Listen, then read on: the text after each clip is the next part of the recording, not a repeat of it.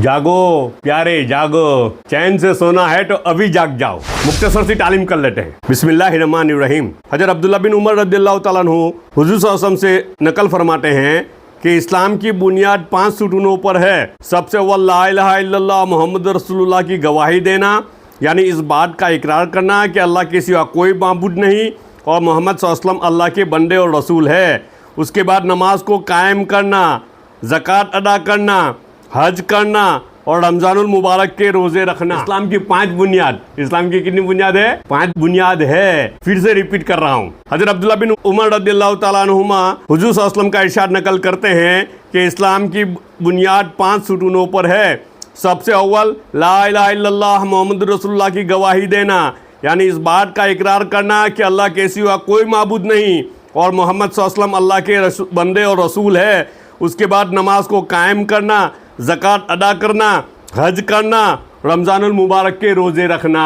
ये 5 सुतून है, ये 5 खंबे हैं इस्लाम के।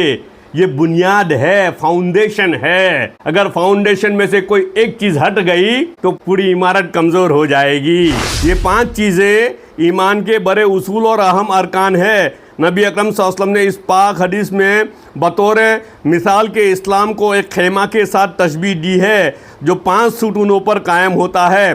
बस कलिमाए शहादत खेमे की दरमियानी लकड़ी की तरह है और बकिया चारों अरकान व मंजिलें उन 4 सुतूनों के हैं जो चारों कोनों पर हो। अगर दरमियान की लकड़ी न हो तो खेमा खड़ा ही नहीं हो सकता, और अगर लकड़ी मौजूद हो और चारों तरफ के कोनों में कोई सी लकड़ी ना हो तो खेमा कायम हो जाएगा। लेकिन जौन सी लकड़ी नहीं होगी वह जानिब नाकिस और गिरी हुई होगी।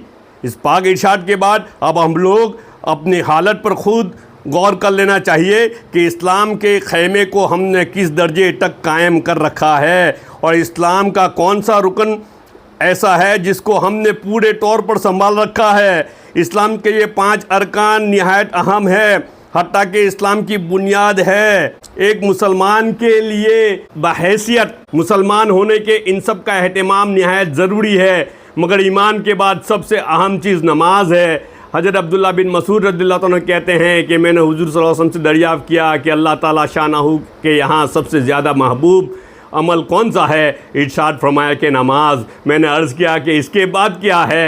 इरशाद फरमाया कि वालिदैन के साथ हुस्न सलूक। मैंने अर्ज़ किया कि उसके बाद कौन सा है? इरशाद फरमाया जिहाद। मुल्ला अली कारी रहमतुल्लाह अलैह फरमाते हैं कि इस हदीस में उलमा के इस कौल की दलील है कि ईमान के बाद सबसे मुकद्दम नमाज है। इसकी टाइट इस हदीस सही से भी होती है जिसमें इरशाद है जो अल्लाह ताला ने बंदों के लिए मुकर्रर फरमा दिया वह नमाज है। और हदीस में कसरत से ये मज़मून साफ़ और सही हदीसों में नकल किया गया कि तुम्हारे अमाल में सबसे बेहतर अमल नमाज है।